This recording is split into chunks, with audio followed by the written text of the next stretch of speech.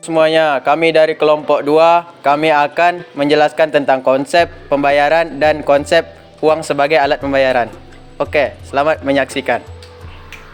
Pembayaran adalah seperangkat ketentuan, lembaga, dan mekanisme yang digunakan dalam aktivitas untuk memenuhi kewajiban dari kegiatan ekonomi. Sistem pembayaran adalah konsep yang bukan hanya terkait tata cara atau metode pembayaran saja, melainkan juga melibatkan peraturan dan lembaga. Sederhananya, sistem pembayaran adalah sistem yang untuk memindahkan uang dari satu pihak ke pihak lainnya. Hadirnya sistem pembayaran diiringi juga dengan munculnya konsep uang sebagai tukar dalam aktivitas jual beli barang dan jasa.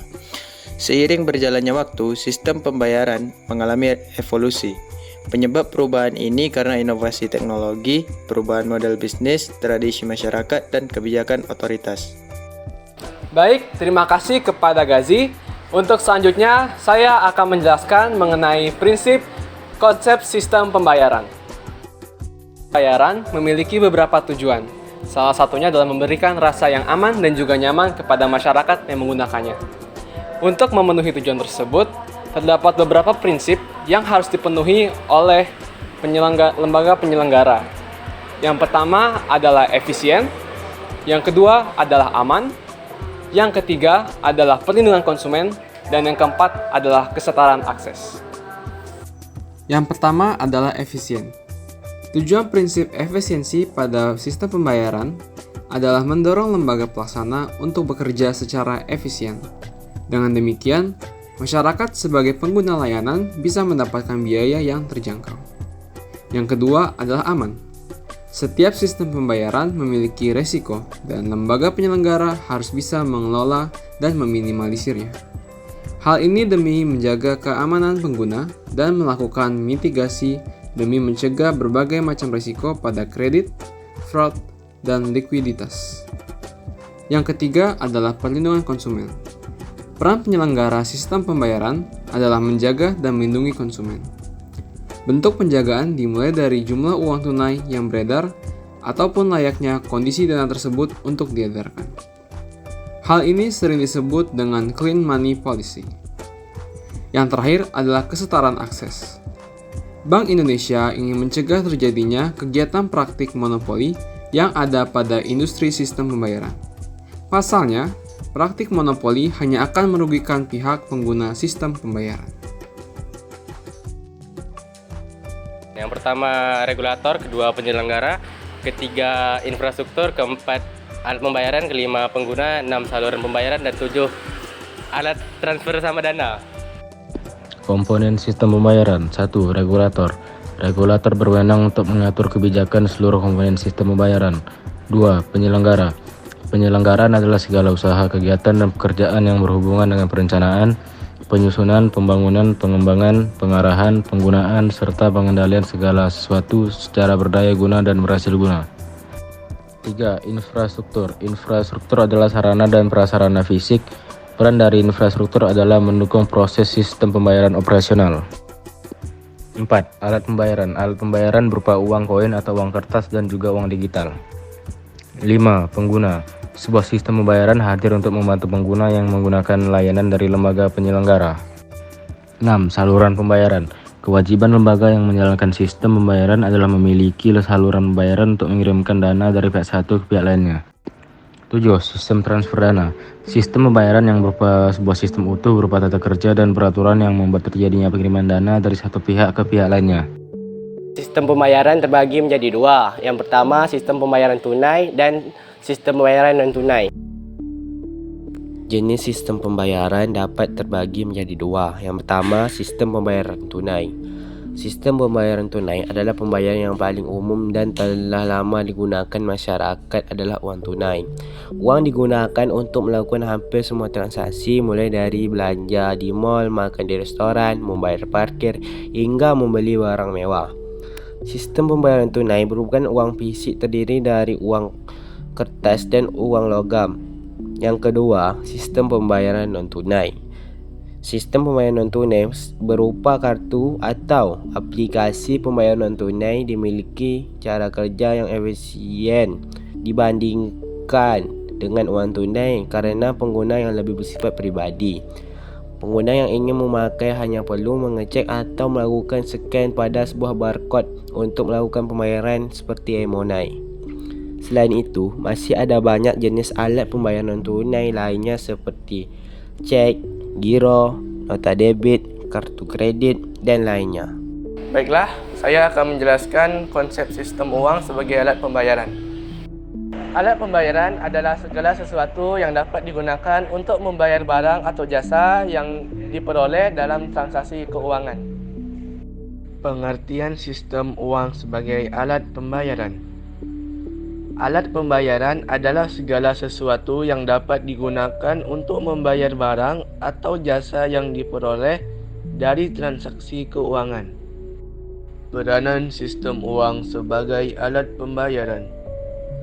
Peranan sistem pembayaran penting dalam suatu perekonomian, yaitu untuk menjaga stabilitas keuangan dan perbank, sebagai sarana transmisi dan kebijakan moneter, serta sebagai alat untuk meningkatkan efisiensi ekonomi suatu negara.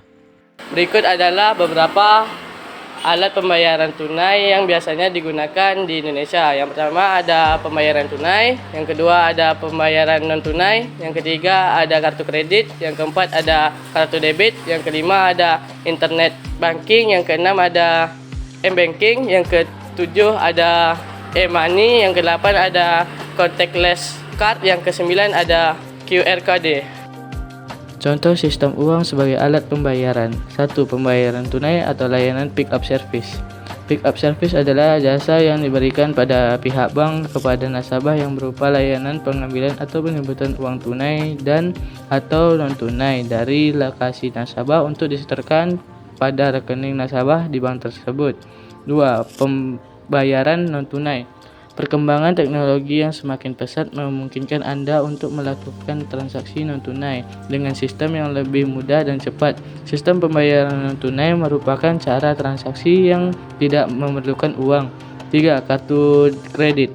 Kartu yang dikeluarkan oleh bank sebagai alat pembayaran non-tunai dengan menggunakan mekanisme hutang. 4. Kartu debit. Alat pembayaran yang berbasis saldo milik nasabah.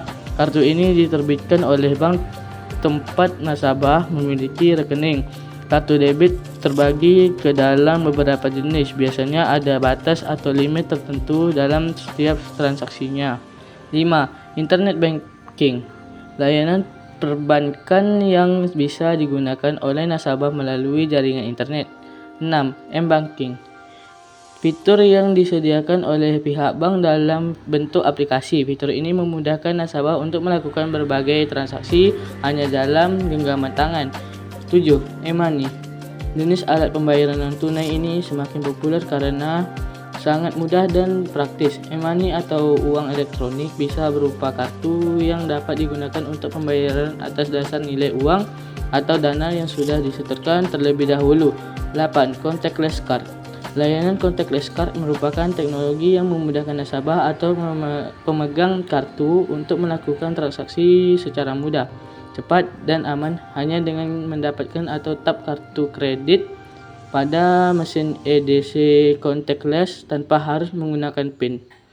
Pembayaran dan alat pembayaran memiliki berbagai manfaat seperti memudahkan proses transaksi antara pihak-pihak yang terlibat, meningkatkan efisiensi dan efektivitas sumber daya keuangan, mendukung perkembangan ekonomi dan keuangan nasional dan global, menyediakan berbagai pilihan, kemudahan bagi pengguna langganan pembayaran. Tujuan sistem uang sebagai alat pembayaran.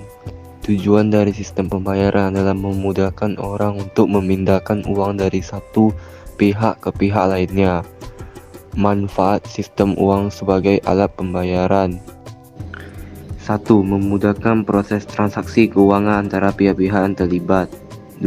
Meningkatkan efisiensi dan efektivitas penggunaan sumber daya keuangan. 3. Mendukung perkembangan ekonomi dan keuangan nasional dan global. 4. Menyediakan berbagai pilihan dan kemudahan bagi pengguna layanan pembayaran. Terima kasih kepada Jerry. Selanjutnya saya akan menjelaskan mengenai kelebihan konsep sistem uang sebagai alat pembayaran. Kelebihan konsep uang sebagai alat pembayaran adalah yang pertama, transaksi menjadi lebih mudah. Yang kedua, mengurangi sikap konsumtif. Yang ketiga, mengurangi resiko utang. Dan yang keempat, kita bisa menjadi hemat dan bisa menabung. Kelebihan sistem uang sebagai alat pembayaran yaitu yang pertama, transaksi bisa menjadi lebih mudah. Karena persebaran teknologi di Indonesia tidak merata. Maka dari itu, uang tunai merupakan hal yang aman karena kamu dapat bertransaksi di mana saja. Yang kedua, dapat mengurangi sikap konsumtif. Membeli barang dengan uang tunai berarti kita hanya membawanya dalam jumlah yang secukupnya saja. Yang ketiga, kita juga dapat mengurangi risiko utang. Ada lebih banyak pilihan berbelanja online dengan kartu kredit atau sistem pay later. Maka dari itu, mungkin kita akan tergoda dengan sistem tersebut. Dan yang keempat, kita bisa menjadi hemat dan juga bisa menabung. Karena kita selalu menyimpan uang tunai di dalam dompet dalam jumlah yang terbatas. Secara otomatis pun, kita akan hemat penggunaan uang tunai dan ada dorongan menabung di dalam diri kita. Baik, terima kasih kepada Lili. Untuk yang terakhir, saya akan menjelaskan tentang sistem konsep uang sebagai alat pembayaran. Yang pertama, mudah hilang. Yang kedua, risiko kejahatannya tinggi. Yang ketiga, mudah terjatuh. Kekurangan sistem uang sebagai alat pembayaran. Yang pertama, mudah hilang. Maksud dari mudah hilang ialah bisa saja kita lupa meletakkan uangnya di mana dan terselip. Contohnya seperti kita meletakkan di atas meja, di kursi, dan di tempat lain. Maka uang itu akan hilang diambil orang. Yang kedua, bisa terjatuh di jalanan akibat kelalaian kita. Contohnya seperti kita memasukkan ke dompet tapi uang itu terjatuh dan kita tidak sadar. Bisa saja saku celana dan saku baju itu robek atau bolong, terus pas kita memasukin uangnya itu terjatuh tanpa kita sadari. Yang ketiga, resiko kejahatan yang sangat besar. Maksud dari resiko yang sangat besar yaitu bisa mengundang orang jahat yang ingin mencopot uang kita. Contohnya seperti jika kita keluar dari bank mengambil uang, terus ada orang yang sudah melihat kita mengambil uang yang banyak, maka bisa saja mereka ingin mencopet kita, mencuri uang kita, dan lain-lain. Banyak juga kasus seperti pembegalan gara-gara uang dan harta-harta yang berharga, terutama uang, karena uang itu sangat-sangat penting dan berharga. Jadi, jika kalian tidak mau dapat dicuri, dibegal, dan dilukai oleh orang, maka sebaiknya simpan uang di dalam dompet, terus dimasukin ke dalam tas, dijaga baik-baik dan supaya tidak hilang juga. Baiklah, kali ini saya akan memberikan salah satu contoh konsep sistem pembayaran, yaitu berbelanja di Alfamart.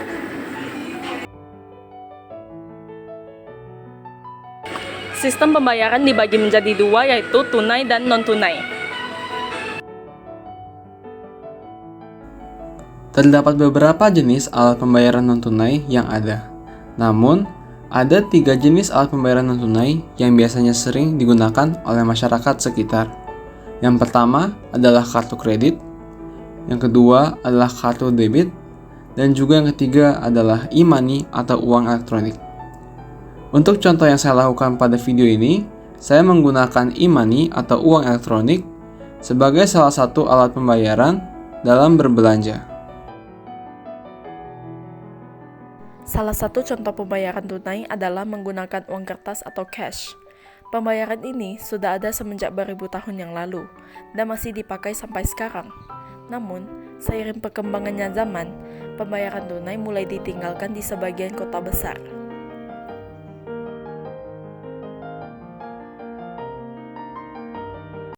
Baik, sekian penjelasan dari kelompok kami. Kami mohon maaf bila ada kekurangan. Kami harap video ini bisa bermanfaat bagi kita semua. Saya akhiri dan terima kasih. Dadah.